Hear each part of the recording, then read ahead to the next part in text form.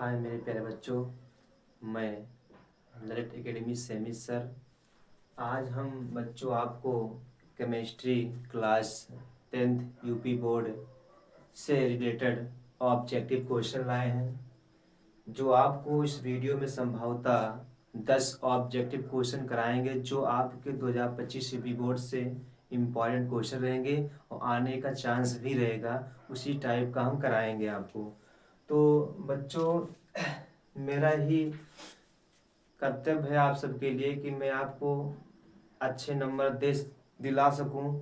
इसलिए मैं आपको यूट्यूब पर आपके साइंस से केमिस्ट्री, बायोलॉजी और फिजिक्स से क्वेश्चन कराते रहते हैं।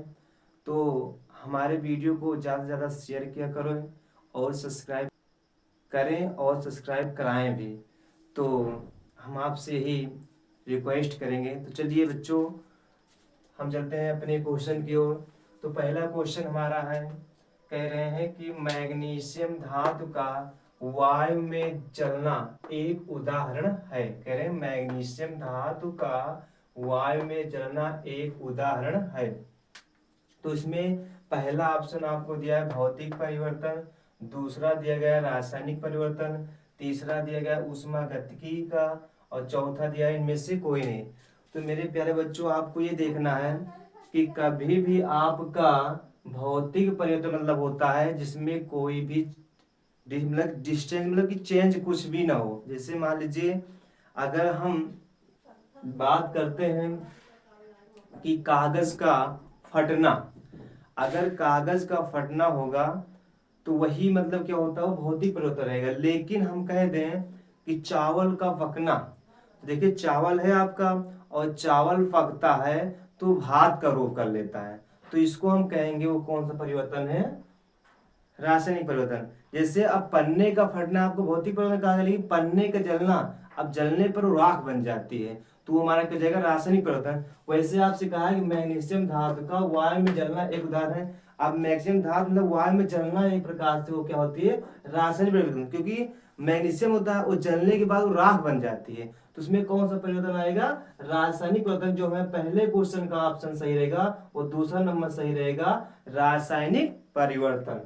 दूसरा क्वेश्चन हमारा पूछ रहे हैं कि यदि उत्पाद अधिक स्थायित्व रखते हैं, मतलब उसने हिसाब से रखते हैं, हम ये कह रहे हैं यदि उत्पाद अधिक स्थायित्व रखते हैं तो एक रासायनिक अभिक्रिया कह रहे हैं संपन्न होती है कि संपन्न नहीं होती है, कि अत्यधिक तीव्र होती है, कि इनमें से कोई नहीं। तो बच्चों कभी भी अगर हम यदि उत्पाद जो होता है हमारा, जैसे उत्पाद क्या होता है, जैसे मान लीजिए A plus B sign of arrow, अगर ए प्लस बी यही जाकर हमारा ए बी बन जा रहा है, तो जो ए बी बनता है हमारा क्या होता है, उत्पाद होता है। क्या होता है, उत्पाद। और ये हमारे दोनों क्या होते हैं, अभिकारक होते हैं। क्या होते हैं, अभिकारक। तो वही कह रहे हैं इसमें कि जो यदि उत्पाद अधिक स्थायित्व रखते हैं तो रासायनिक अभिक्रिया है तो वो होती है संपन्न होती है। तो दूसरे क्वेश्चन का पहला ऑप्शन सही रहेगा, क्या, संपन्न होती है। तीसरा क्वेश्चन कह रहे हैं कि 2FeCl3 plus 2H2O plus Y sign of arrow 2FeCl2 plus H2SO4 plus 2HCl रासायनिक अभिक्रिया में है। कह रहे हैं इसमें से कौन सी ऐसी, इसमें से जो आपका पहला ऑप्शन यस है, दूसरा ऑप्शन आपका H2S है, तीसरा ऑप्शन आपका SO2 है, चौथा ऑप्शन है आपका Cl2। इसमें से कह रहे कौन सी Y की जगह पे रखी जाए कि यह अभिक्रिया हमारी पूर्ण रूप से बनी, जो बनी है इसमें कौन सा चीज रखा जाए कि यह अभिक्रिया हमारी, इस पे रखें कि यह अभिक्रिया हमारी सही रहे, करेक्ट रहे। तो देखिए अगर हम यस रखते हैं तो बच्चों देखो यस तो रख देंगे, क्योंकि हम ये कह रहे हैं कि इसमें आपको यस क्या रखा जाएगा, क्योंकि यहाँ अगर हम यस रखते हैं तो यहीं कहीं आपको SO4 मिला है, लेकिन SO4 अगर हम यस रखते हैं कहीं यहाँ पर तो SO4 मतलब यस तो आपका हो जाएगा। लेकिन अब इसमें आपको देखना है कि O कितना, यहाँ पर 2 O है और यहाँ पर आपका कितना O है, 4 O है। तो इसलिए हम कहेंगे, अब मान लीजिए बैलेंस ही लगाएं, इसमें मान लीजिए 2 O हो गया, अब यहाँ 4 O है, अब यहाँ हम तो लगाएंगे नहीं तो इसलिए H2S को रखेंगे। अब H2S का मतलब क्या हो गया, H हमारा 2 S भी, तो S तो हमारा मतलब कि एक तो हो जा रहा है, लेकिन H2, अब H की बात करते हैं, 2H यहाँ, मतलब 4H हो गया, 4 2 दूनी 4, तो हमारा 2H यहाँ हो गया, 2 यहाँ 4, तो हमारा ये 75 हो रहा है कि 4H तो हो रहे हैं हमारे ना, और यस भी हो रहा है। लेकिन अगर ये हमारा हो रहा है तो हमको ये SO4O आपको 4 लेना है, तो यहाँ O हमारा कितना है, 2 ही हो रहा है, यहाँ 4 है, इसलिए ये भी गलत हो जाएगा और ये भी गलत हो जाएगा।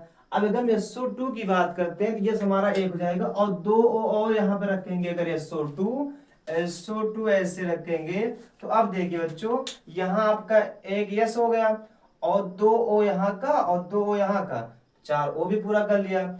और देखिए Cl क्या है आपका, Cl 2 है, और देखिए Cl3 है, एक Cl यहाँ चला गया, मतलब कि 2 Cl यहाँ निकल गया, एक Cl2 यहाँ, एक Cl यहाँ, मतलब कि आपका ये हुआ कि Cl कितना है, 3 है, तो एक Cl यहाँ लग गया और 2 Cl यहाँ लग गया, 3 Cl भी हो गया, और Fe कितना है, 2 है, तो Fe भी हो गया है। तो हमारी इसको SO2 रखने पर हमारी क्रिया पूर्ण रूप से संतुलित हो जा रही है। तो हम कहेंगे तीसरे ऑप्शन, मतलब तीसरे क्वेश्चन का ऑप्शन सही रहेगा हमारा, वो तीसरा सही रहेगा SO2 रखने पर। ठीक, अगला देखिए, चौथा क्वेश्चन कह रहे हैं कि प्रबल अम्ल, कह रहे हैं कि प्रबल अम्ल के जलीय विलयन में किसका आधिक्य होता है।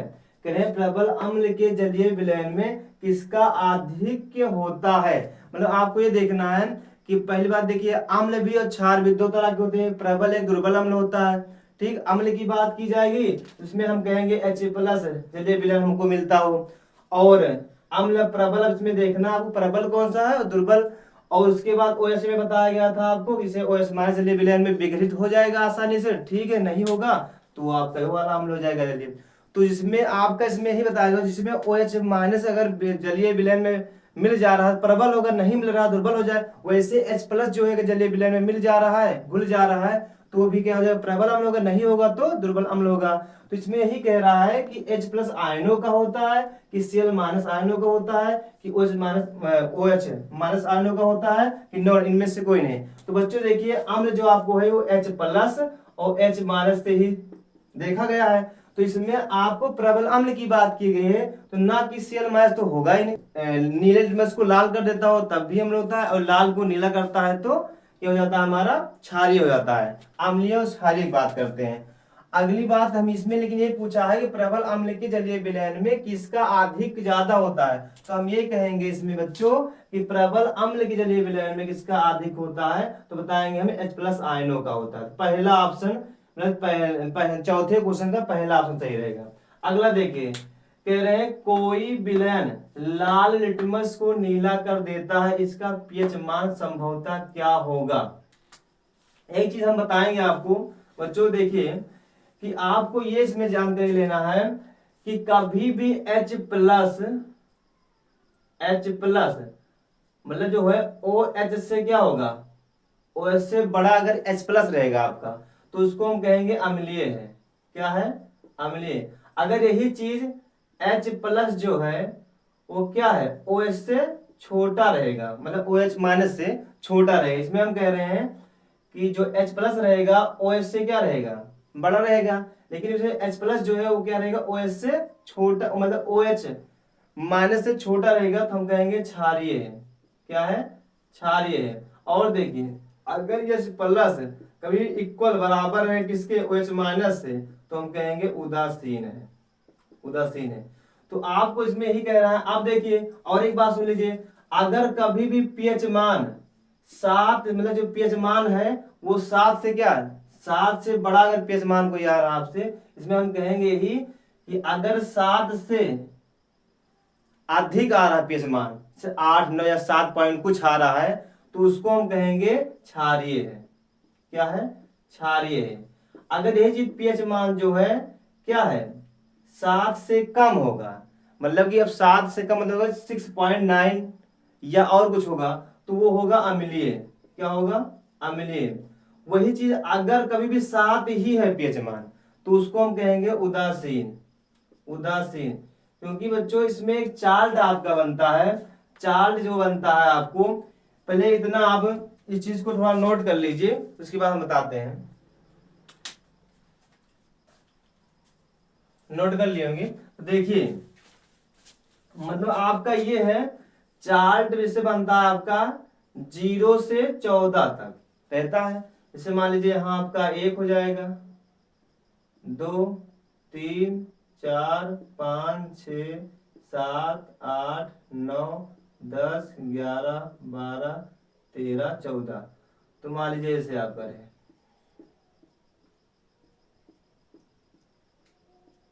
अब देखिए कभी भी आपको 7 ही रहेगा पीएच मान। अगर 7 रहता है तो मुझको कहते हैं उदासीन।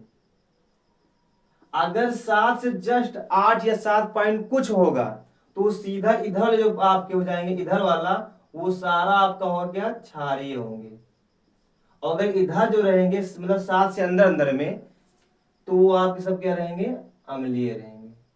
तो आपको ये बता रहे हैं बच्चों। अब देखिए पांचवें क्वेश्चन यही कह रहा है, कोई विलयन लाल लिटमस को नीला करता है। अभी हमने आपको बताया कि लाल को नीला करना, क्या लाल से अगर नीला हो जा रहा है, क्या नीला, तो हम उसे कहेंगे क्षारीय है। अगर नीला नीला से लाल हो जा रहा है तो हम कहेंगे अम्लीय है। तो इसमें कह रहे हैं कि कोई विलयन लाल लिटमस को नीला कर देता है, इसका पीएच मान संभवतः क्या होगा, एक तो नहीं होगा क्योंकि एक तो यहाँ है अम्लीय वाले में, और लाल को मतलब कि नीला भी कर रहा है, तो हम पहले लाल को नीला मतलब करना क्षारीय, तो आप क्षार को हम पहचानेंगे। 4 की बात होती तब भी ये भी अम्लीय है, 5 की बात होगी तब भी अम्लीय है, लेकिन 10 की बात होगी तो ये क्या है, 10 हमारा ये क्षारीय है। तो पांचवें क्वेश्चन का जो आंसर सही रहेगा वो चौथा सही रहेगा, 10। तो आपको हम 5 क्वेश्चन बताएं, इस 5 क्वेश्चन को आप स्क्रीनशॉट या नोट कर लीजिए ताकि हम अगला क्वेश्चन आपको आगे बताएं। चलिए बच्चों, आप सब लोग नोट कर लिए होंगे। चलते हैं अगले क्वेश्चन की ओर। अगला क्वेश्चन आपको हमने 5 क्वेश्चन बताए।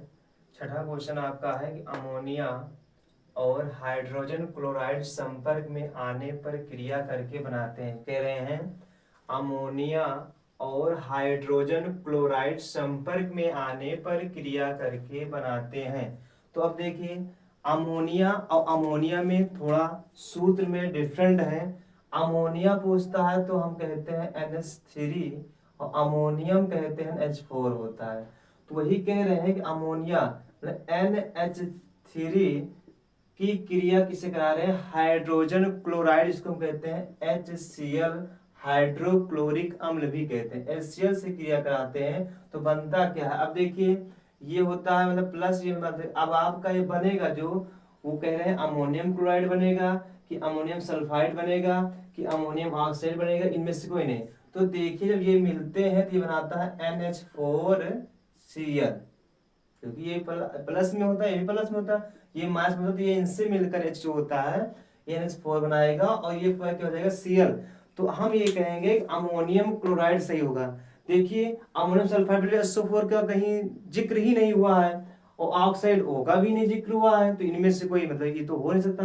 तो आपका इसमें क्या हो जाएगा, अमोनियम और हाइड्रोजन क्लोराइड संपर्क में आने पर क्रिया करके बनाते हैं। पहला ऑप्शन 6 नंबर का पहला ऑप्शन सही रहेगा, अमोनियम क्लोराइड, जो आपको हमने बताया भी करके। अगला क्वेश्चन देखिए बच्चों, अगला क्वेश्चन कह रहे हैं कि निम्नलिखित अभिक्रिया को, कह रहे हैं निम्नलिखित अभिक्रिया को ऊष्मा शोषी अभिक्रिया को बताइए। कह रहे हैं निम्नलिखित अभिक्रियाओं को ऊष्मा शोषी अभिक्रिया को बताइए। इसमें कह रहे हैं जो ऊष्मा शोषी अभिक्रिया कौन सी है, कह रहे हैं N2 + 3H2 SiO2 plus 22.4 kilo calorie, नहीं ये गलत है।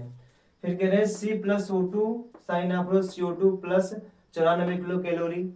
क्योंकि देखिए जब ऊष्मा शोषी और ऊष्मा क्षेपी में थोड़ा अंतर ये है कि जो ऊष्मा क्षेपी और ऊष्मा शोषी, इन दोनों क्रिया में ये डिफरेंट है कि इनकी डिफरेंशियल की बात की जाए तो ऊष्मा शोषी ऐसी अभिक्रियाएं होती हैं जिसमें ऊष्मा का उत्सर्जन होता है, मतलब ऊष्मा निकलती है, उसको हम ऊष्मा छेपी अभिक्रिया कहते हैं। और जिसमें ऊष्मा का क्या होता है, अवचरण होता है, उसको ऊष्मा शोषी कहते हैं। जिसमें अवशोषण मतलब कि अपनी ओर क्या होता है, खींचना। अगर निकलने की बात करेंगे तो ऊष्मा छेपी होगा। अगर मतलब सोखने, अवशोषण मतलब कि अपने सोखने की बात करेगा, मतलब अवशोषण करने की बात करेगा, तो उसको हम क्या कहेंगे, ऊष्मा शोषी। तो देखिए इसमें 22.4 कैलोरी क्या निकली, ऊष्मा निकली हुई है, किलो कैलोरी। इसमें भी 94। इसमें क्या हुआ है कि माइनस मतलब हो गया कि इसमें क्या हुआ, अवशोषित हुई है। क्या ऊष्मा अवशोषित हुई है, कितना, 45 किलो कैलोरी।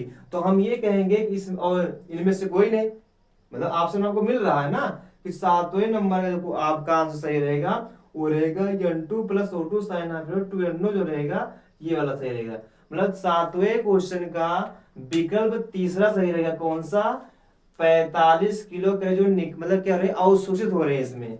ये जो है आपका, ये वाली अभिक्रिया हमारी कहलाएगी, ये ऊष्मा छेपी ए भी है और ऊष्मा छेपी ए भी है। ये क्या है, ऊष्मा शोषी है, आपको हमने डिफिनेशन भी बताया। अगली बात देखिए, अगर आपको पेपर में ऊष्मा छेपी या ऊष्मा शोषी लिखने की बात आएगी तो ऊष्मा छेपी में ये वाला और ये वाला आपको रिएक्शन कर देना है, और ऊष्मा शोषी वाले में ये रिएक्शन करना है। N2 प्लस O2 की साइन ऑफ क्या बनेगा, 2NO बनेगा। अगर N2 प्लस 3H2 की क्रिया कराएंगे, मतलब कि N2 प्लस H2 से क्रिया कराएंगे तो वो क्या बनेगा, 2NS3 बनेगा। अगर कार्बन की ऑक्सीजन के साथ क्रिया कराएंगे तो कार्बन डाइऑक्साइड बनेगा और 94 किलो कैलोरी ऊर्जा निकालेगा। अगली देखिए, अगला क्वेश्चन हमारा है कि निम्न में से किसकी प्रकृति अम्लीय होती है। निम्नलिखित में से किसकी प्रकृति अम्लीय होती है।